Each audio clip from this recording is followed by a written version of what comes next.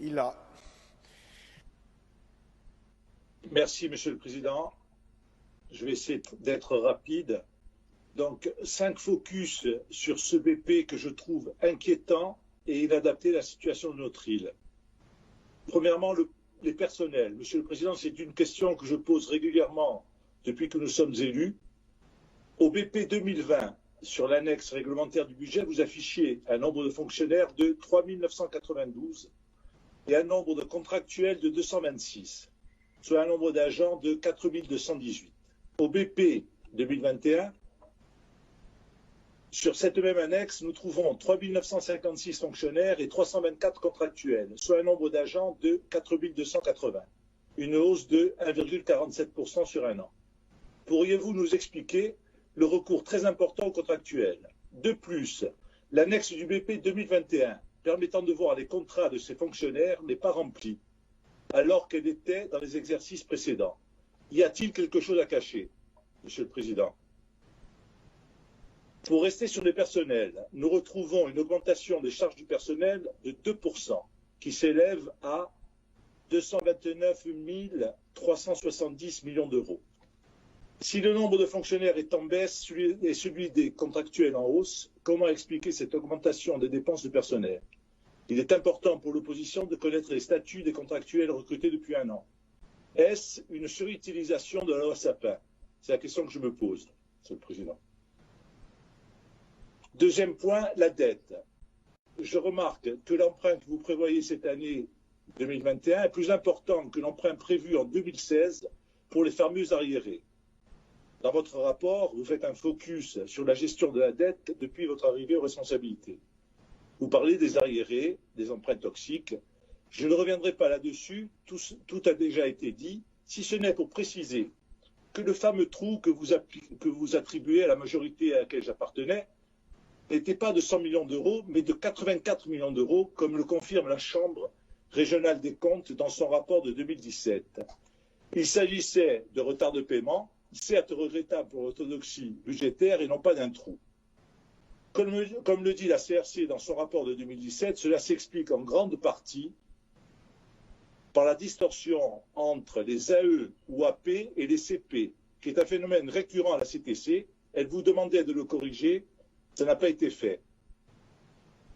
En 2018, première année de notre collectivité unique, le stock d'AP était de 1 226 milliards d'euros. Au BP 2020, il passait à 1 408 milliards d'euros. Pour les AE, en 2018, nous avions des stocks de 166 millions d'euros et en 2020, de 236 millions d'euros. Avec les propositions de BP que vous faites et qui s'inscrivent dans un contexte économique et sanitaire compliqué, voire dégradé, il faut évidemment prendre en compte le stock des AP et des AE qui risquent de créer une explosion de ce stock et donc une gestion intenable. Un dernier point, vous nous attribuez donc toujours le trou de 84 millions d'euros, je dis, mais nous avions souscrit au fonds de compensation des emprunts toxiques et vous en avez encaissé 105 millions d'euros au début 2015 et vous n'en faites jamais état. Je pense que l'honnêteté intellectuelle le commanderait. Sur les ratios, Monsieur le Président, notre épargne nette au BP 2018 était de 111 millions d'euros et en 2021, elle est de 88 millions d'euros, soit une baisse en volume de 23 millions et en pourcentage de 21%. Cette dégradation est forte et inquiétante. Quelles seraient les pistes pour retrouver une épargne nette plus importante et ainsi avoir des marges de manœuvre? Avant-dernier point, le social. Je note une baisse de 26,86% en investissement pour le soutien aux difficultés sociales ou en insertion et une baisse de 11,74% pour le modèle de santé adapté aux spécificités de la Corse. Ce qui me paraît en totale contradiction avec tous les discours que j'entends dans cette Assemblée en matière de soutien aux plus démunis d'entre nous, ainsi qu'à la nécessaire modernisation de notre offre de soins. Mais peut-être ai-je mal vu. Concernant le RSA, je note une baisse des frais de personnel dont les gens qui ont une philosophie libérale pourraient se féliciter, mais que ma fibre sociale désapprouve. car avec moins de personnel, on ne peut s'occuper correctement de ce public particulièrement fragile qui demande beaucoup d'attention et dont le nombre de bénéficiaires s'accroît, comme le prouve l'augmentation des crédits de soutien. Enfin, je signale que vous avez refusé de vous porter candidat à l'expérimentation du RSA pour les 18-25 ans.